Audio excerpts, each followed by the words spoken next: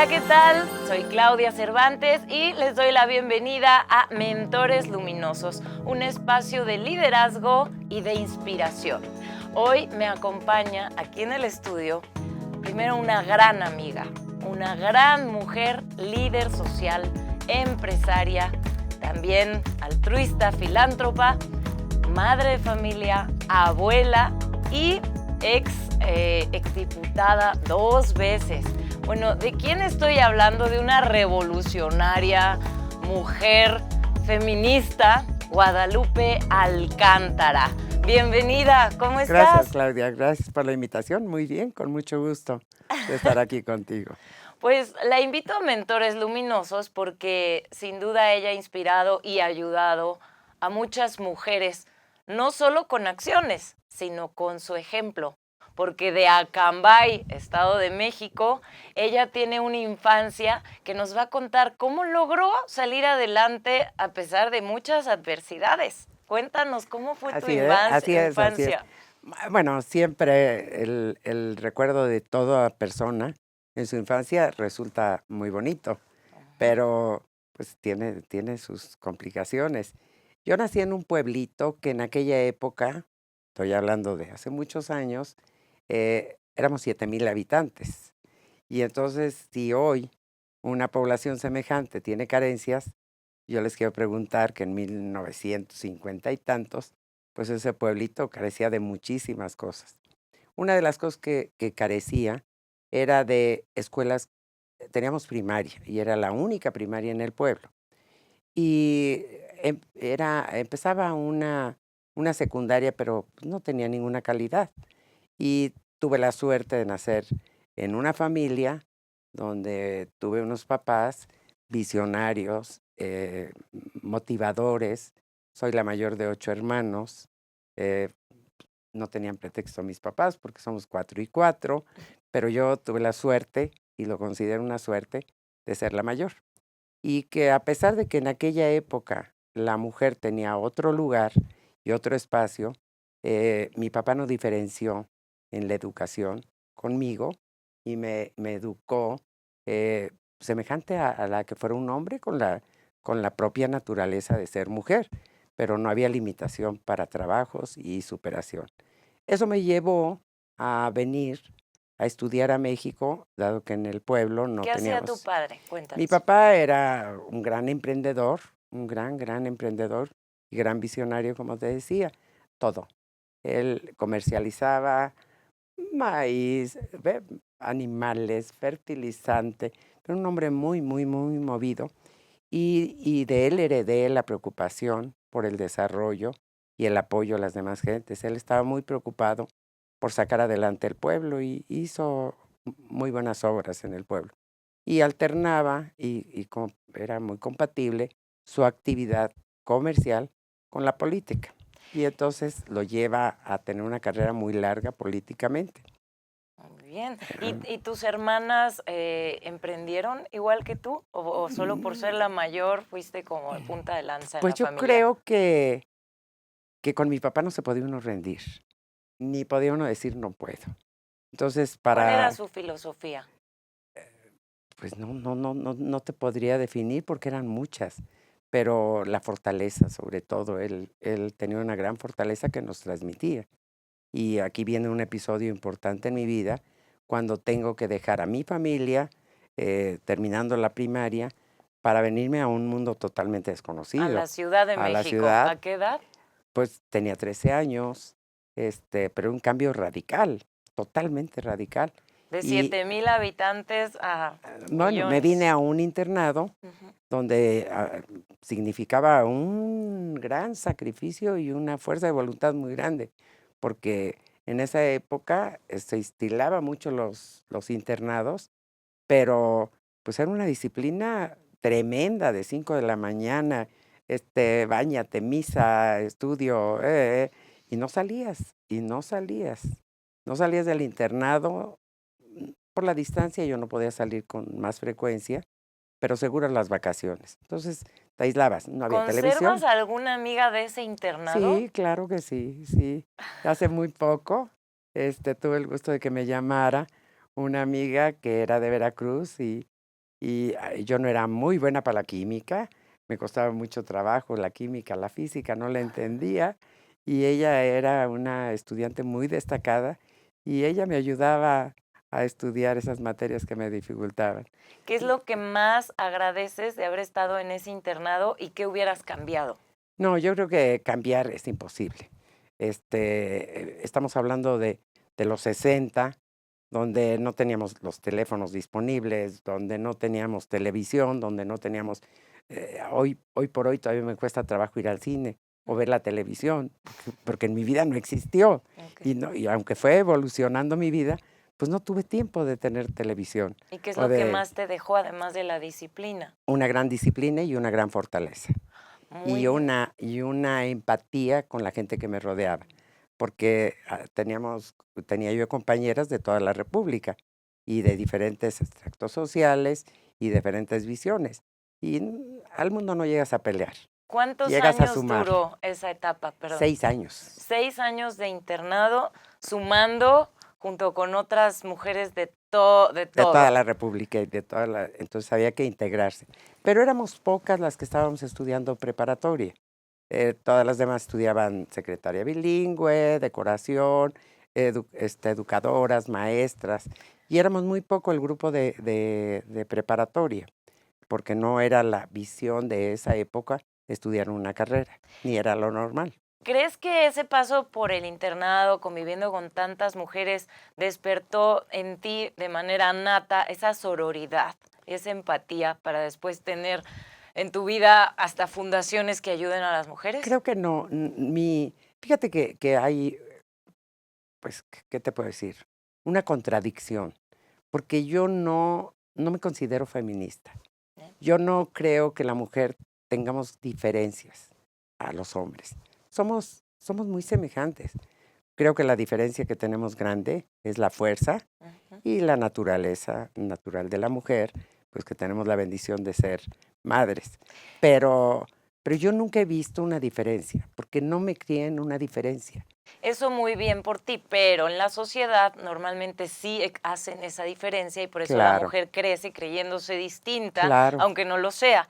Y entonces tú decidiste apoyar a otras mujeres para que se sintieran en su poder, ¿o cómo fue que nace en ti? No, yo creo que la mujer puede evolucionar cuando es autosuficiente.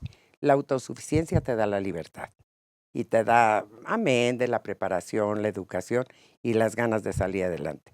Y no necesariamente tienes que ser exitosa o brillante. Yo creo que todos los días somos brillantes todas, de sobrevivir a las circunstancias que nos toque vivir en el ámbito que sea, todas somos exitosas, pero habrá que creérselo.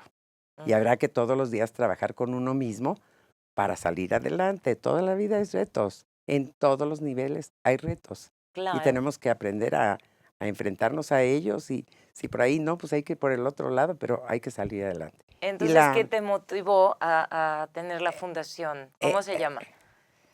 no es fundación, perdón que te corrige, Asociación. es una asociación. Fue cuestiones de casualidad. Yo no quisiera pasarme del tema del internado. Ok. Porque cuando termino yo la preparatoria fue en 1968 y justo Te toca. termino cuando está la huelga que tenía que entrar a la universidad en noviembre y había pasado todo el 2 de octubre. Claro. Entonces, pero además mi familia, mi papá, decide que toda la familia se venga a vivir a México. Ya no vivían en Acambay y porque ya se había acabado el internado, ya no había que internado Exacto. meterme para seguir la carrera. Y llego a la universidad, bueno, él llegando, me dijo, ahí pasa el camión, busco universidad. Las universidades estaban saturadas, eran unas cuantas las que había, la Ibero, el Poli, la UNAM, pero había huelga.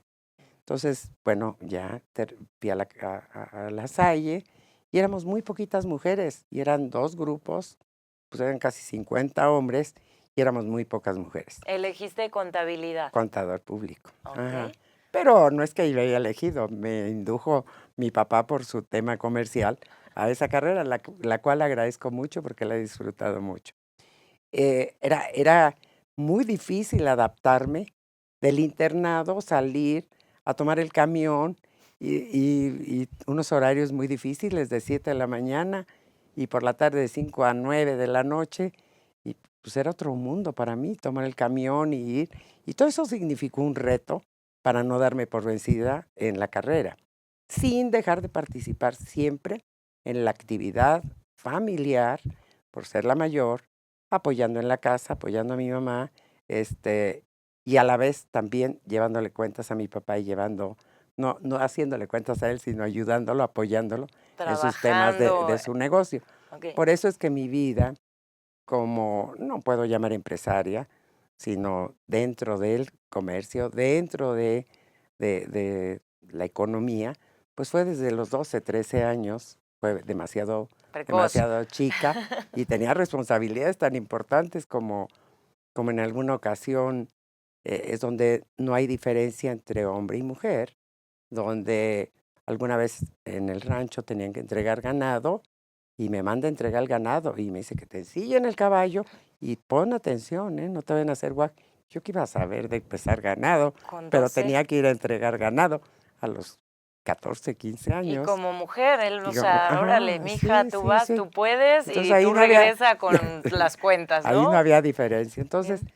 pasa la etapa de la universidad, pero estando ya en la universidad empiezo ya a trabajar, que ya en esa época mi papá, una de las actividades comerciales que tenía, es cuando él inicia en el transporte de pasaje y habría que apoyar, y pues por algo había estudiado yo contador público, ¿no? Claro. Era para darle seguimiento a los negocios. Sí, pues tienes esa visión financiera, también tienes experiencia en el transporte, en el turismo y fundadora de Repsa. Sí, bueno, eh, cuando yo empiezo a participar ya activamente y de más tiempo en el transporte, se empieza a organizar un pequeño grupo en aquella época era Hombre Camión, no eran sociedades anónimas como hoy, y se empezó a formar un pequeño grupo para abatir el costo de mantenimiento. Pero el taller, o sea, internado, universidad, me voy a la Merced, a una zona muy complicada, donde estaba el taller, a atender los camiones, que yo no tenía ni la pálida idea de que era mantenimiento, ni ningún componente de un autobús, con mecánicos y choferes. Yo tenía que atender a los mecánicos y a los choferes. Entonces, todos los días era una lección con cualquier mecánico, porque para evitar que me tomaran el pelo, me engañaran, pues yo les decía, ¿por qué hay que cambiarla? ¿Y por qué esto? Y eso me hizo meterme de lleno en la parte mecánica y componentes de todos los autobuses, y eso fue evolucionando.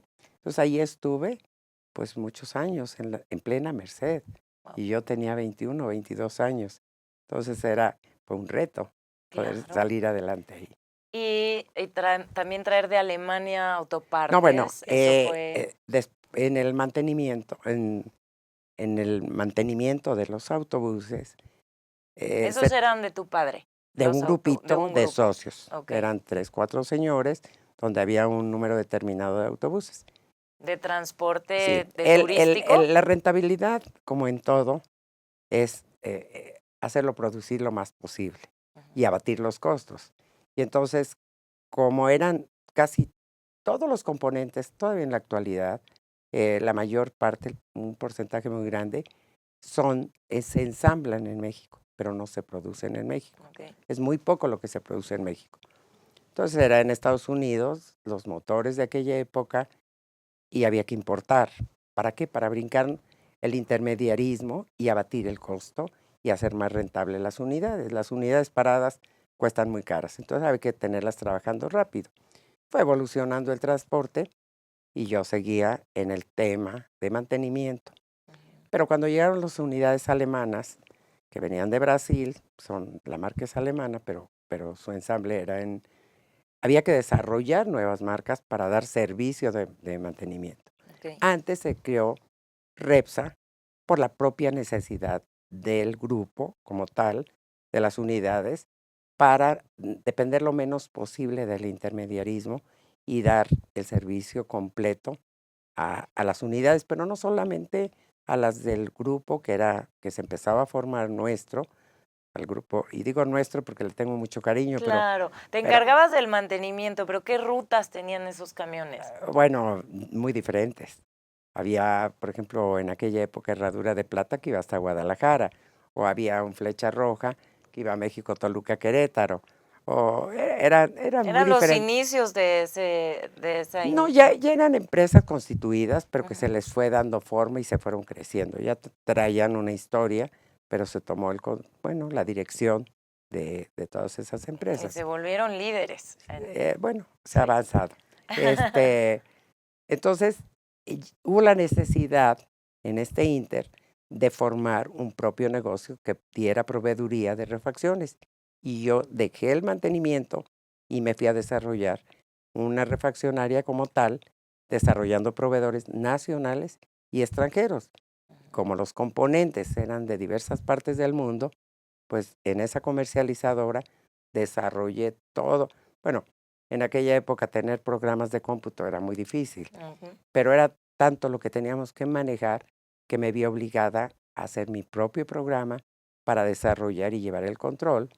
Y ahí tuvimos que desarrollar proveedores primeramente en Brasil, en Estados Unidos, en Italia, bueno, tuve la suerte de manejar una empresa que creció, que yo nací, dadas las circunstancias y apoyada siempre por la familia y en especial mi papá, ¿no? Sí. Pero les voy a contar una anécdota que resulta de cómo eran los retos. El principal cliente que cuando inicia Repsa era mi papá, era el grupo. Sí. Y entonces había pasado un mes y me dio un capital, pero yo tenía que darle vuelta a ese capital y no me había pagado. Mm, Y entonces voy a su oficina y le digo, papá, aquí están las notas de lo que han consumido. ajá. No, arréglatelas como pueda. Pero no era que no hubiera, no era era ponerte el reto. Si no lo puedes resolver, baja la cortina, vete a llorar a tu casa. Esa era su educación. Sí, y Ok. entonces, pues sí, y no podías llorar, ni quejarte. Ni Y bajar la cortina, a nada, ver. no. Y entonces me salí, pues sí, triste, preocupada, pero yo tenía que seguir. Y fui al banco y pedí una línea de crédito. Tú sola. Y yo solita, y ya me conseguí el crédito y ya brinqué esa prueba que me habían puesto. Y así. Entonces, Repsa duró 27 años, se convirtió en una empresa líder en el mercado porque cubríamos de defensa a defensa, manejábamos más de 8,000 números de parte, de Turquía. Era muy incipiente lo de China, no había productos chinos, pero sí teníamos Alemania, Italia, Brasil, de diferentes partes. Estados Unidos, no. Sí, Sí. sí, sí, Sí. también de Estados Unidos.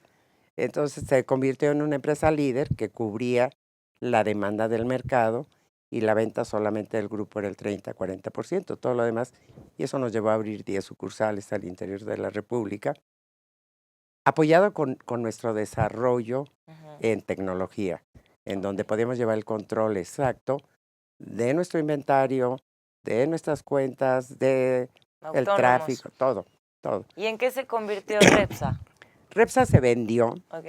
todos los negocios en todo tienen ciclos. Ok.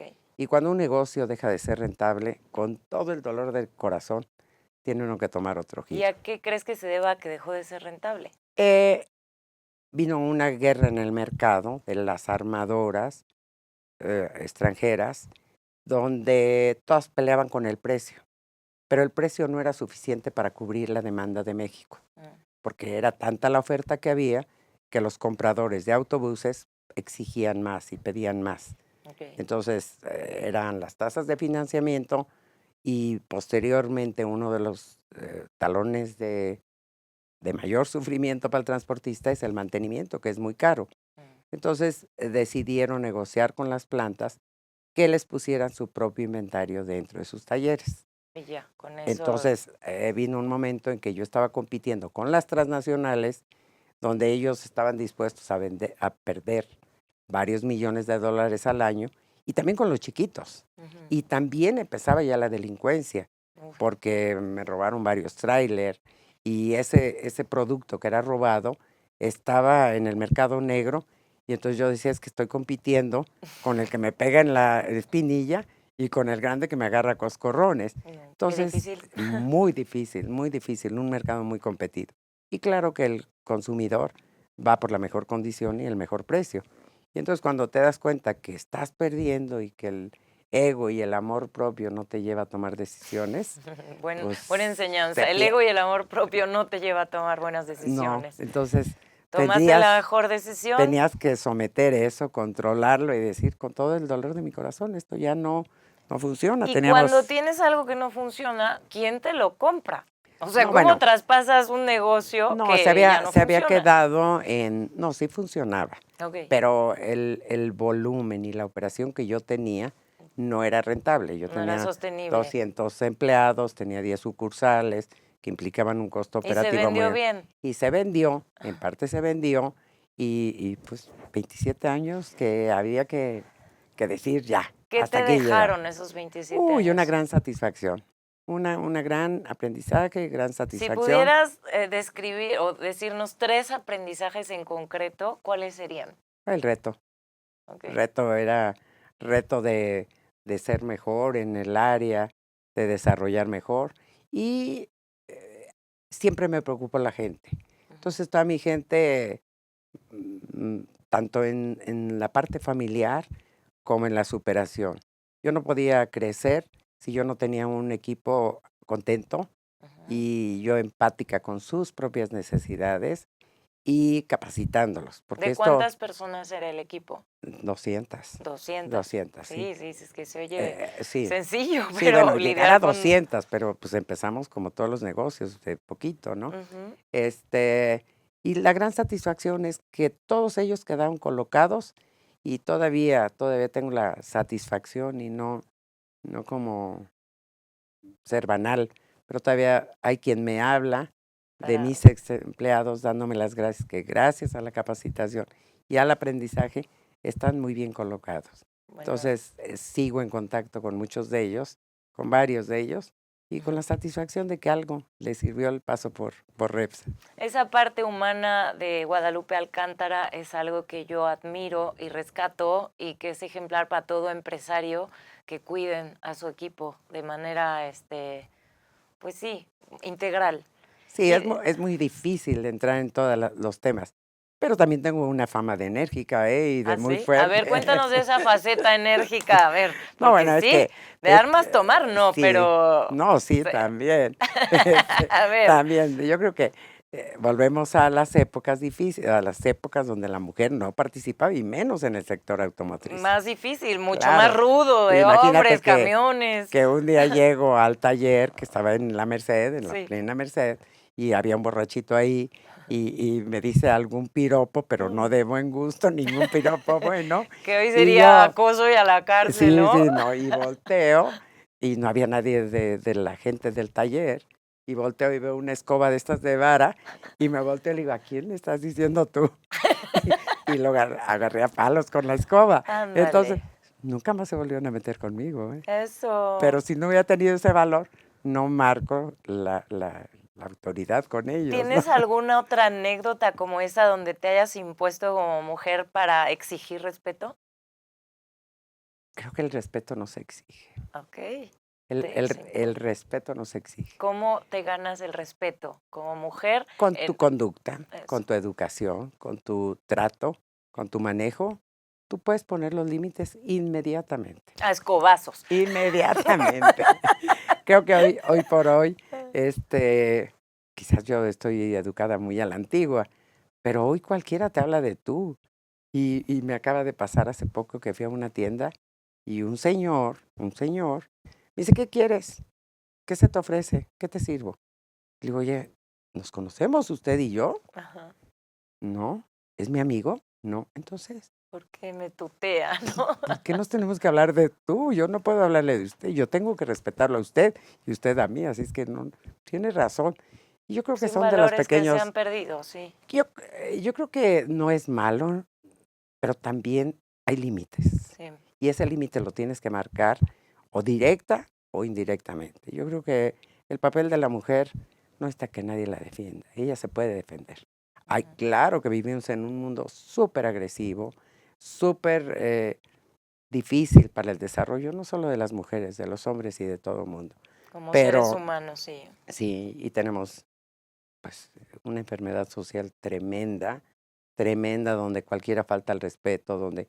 Y hay muchas leyes y se ha legislado muchísimo al respecto, pero no hay juzgados que puedan cubrir todas estas situaciones que vivimos. Y creo que se ha agobiado tanto al hombre, de que tú eres el fuerte, tú eres el responsable, tú eres el proveedor, tú eres, bueno, el más poderoso. Yo creo Que que ahorita hay es- una confusión que tienen como las nuevas generaciones de hombres. Lo digo porque mi hijo, viendo la toma de posesión de la presidenta, cuando decía, es tiempo de mujeres, él con 5 años, sin ningún contexto histórico de nada, ¿sabes? Dice, ¿y yo qué? ¿No? Entonces claro. hay una generación que diga, sí, las mujeres, wow. Entonces ya no tienen esa carga, pero ¿cómo les vas a inculcar una masculinidad equilibrada? No, yo creo que el fenómeno del empoderamiento de la mujer, a lo mejor no lo hemos sabido transmitir bien, y me incluyo, donde queremos hacer responsable al hombre de todo. No estoy hablando de la gente enferma, ni de los violadores, ni esta gente enferma. Yo no estoy hablando de eso No, no. porque eso es un tema quizás muy complicado y no lo alcanzo De a salud comprender. mental y Sí, otras sí, cosas. donde al hombre se le hizo tan responsable que su forma de defenderse es la agresividad Ujú, o la evasión. sí. Entonces los volvimos agresivos, más de su naturaleza. Entonces, tú, tú vas a confrontar a un hombre porque no es proveedor, porque no es protector, y pues no sabe cómo salir. Y va a reaccionar como él sabe reaccionar, por la fuerza. Por su instinto, ¿no? Mucho Eso más. no Ujú. justifica que el comportamiento de la mujer querramos igualarnos con los hombres. No nos podemos igualar, somos diferentes. Y no porque seamos más inteligentes, todos somos tan inteligentes y tan capaces. La diferencia entre un hombre y una mujer es la fuerza, Sí, pero la ya. inteligencia es la misma, la Así. capacidad es la misma. No hay cosa que te limite como El mujer alma a es la seguir misma. adelante.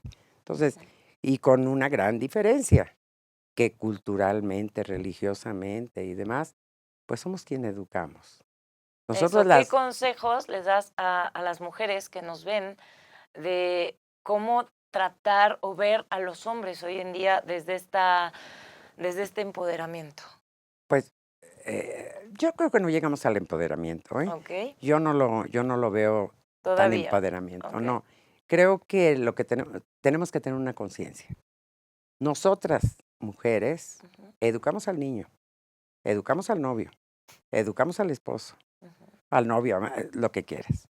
Y después nos victimizamos de lo que hacen los hombres.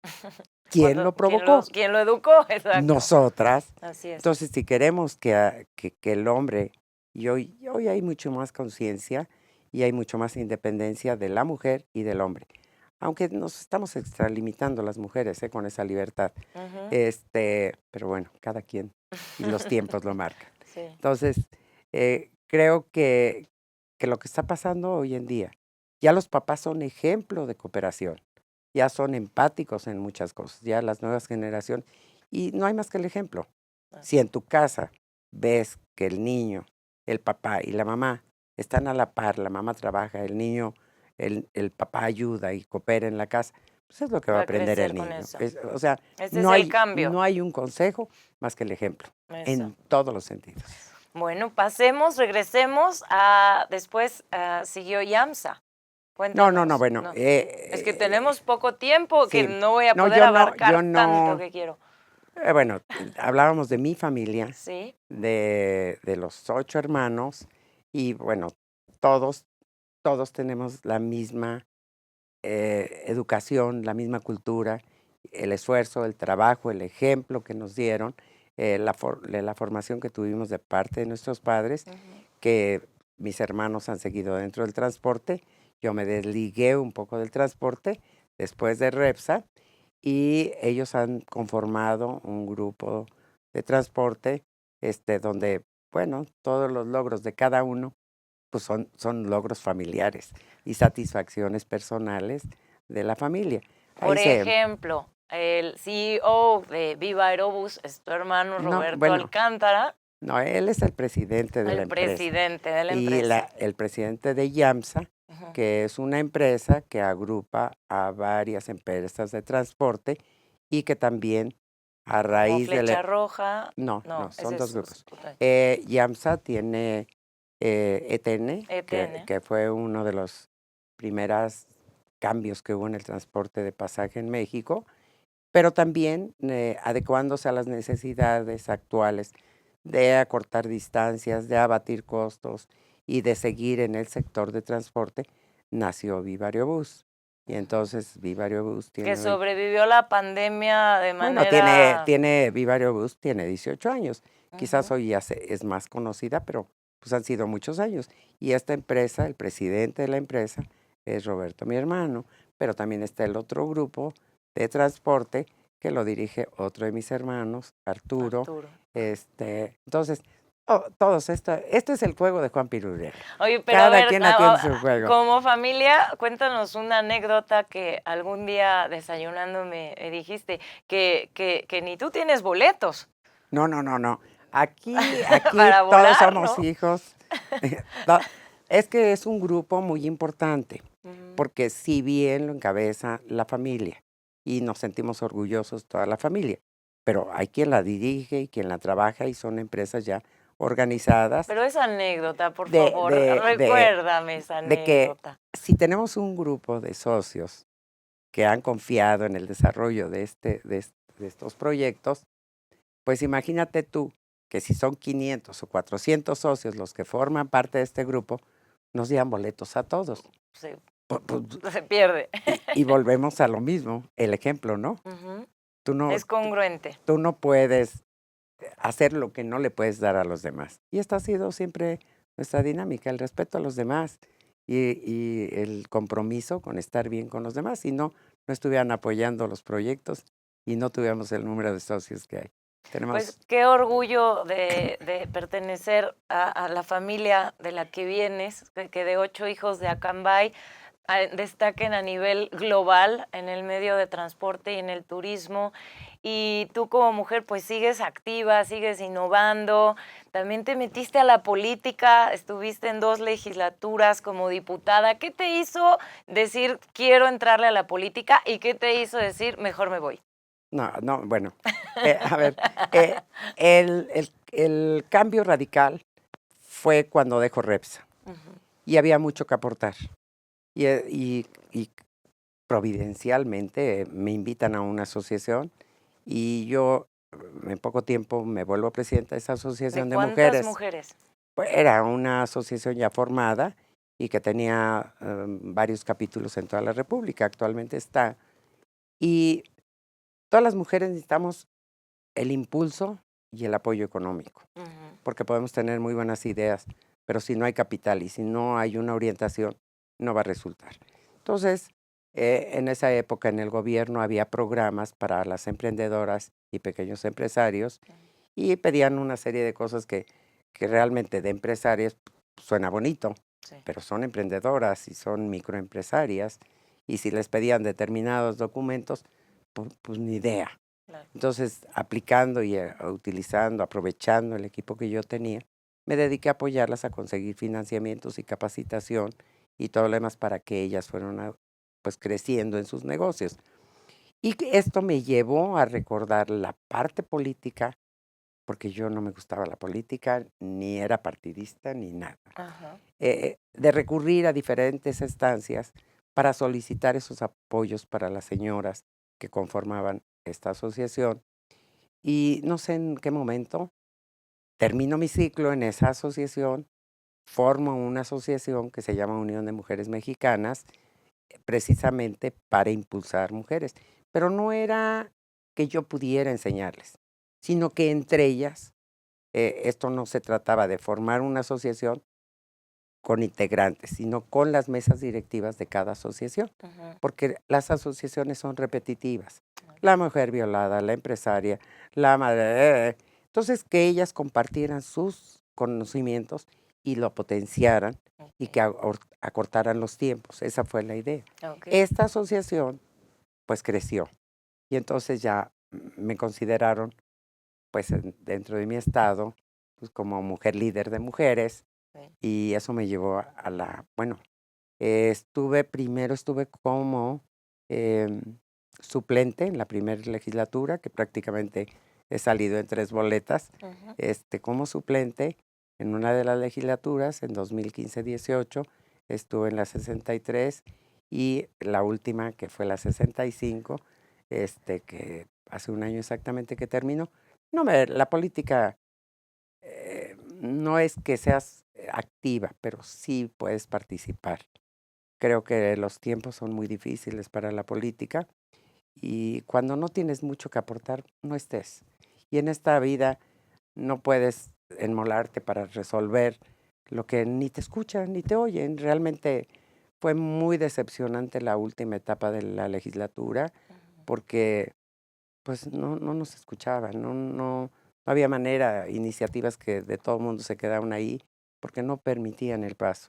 Y Entonces, dijiste, mejor no perder mi tiempo. no, no, Era mucho no, esfuerzo ir diario allá, no, teniendo tú una no creo vida. que eso es lo de menos. Ajá, No, yo creo que esto no solo depende de ti. ok. ¿De quién Tú puedes, depende? bueno, de las circunstancias políticas de cada partido y de que también tienes que darle paso a los demás, Ujú. porque no puedes aferrarte siempre a lo mismo. Creo que he tenido mucha suerte de haber participado en estas legislaturas, pero también estoy consciente de mi tiempo y de mi edad y de mi experiencia. Muchas veces das más no estorbando que estando. Entonces hay que dejar, no puede uno eternizarse en algo. Creo que Guadalupe, admiro tu congruencia, tu siempre sencillez y claridad y tu manera directa de comunicarte. Y pues ya en esta última etapa, para antes de despedirnos, hay una pregunta que quiero hacerte. Si escribieran tus hijos, tus nietos, tu biografía, ¿cómo se llamaría? Mm, pues, ¿qué te puedo decir? Viniendo de ellos, me imagino, y Ajá. lo dicen, unos hijos orgullosos, nietos, bueno, imagínate que me llevé a mis nietos de 7 años, 6 años, a la cámara. Y entonces, Ahí andaban. sí, entonces ellos dicen que estudié para diputada, porque es lo que Ah, tienen presente en este momento. Creo ¿qué que te les he de define? ¿Cómo se llamaría? ¿cómo se de? Tu biografía, ¿qué título Pues tendría? resiliente, ¿no? Todas las mujeres somos Resiliente, resilientes. siempre Y en resiliente. este caso, con mayor razón, ¿no? De estos cambios que ha Que habido has- en mi vida, y que te han sigues sido, reinventando. bueno, hoy por primera vez en muchos años tengo un poquito de calma, Eso. un ¿Y poco de con qué calma. frase célebre te gustaría que te recordáramos? Pues me encantaría la amiga, la mamá, la abuela. Creo que eso dice más que cualquier otra cosa. Muy bien. Te agradezco mucho tu tiempo, tu experiencia compartida, que es muy valiosa e inspiradora.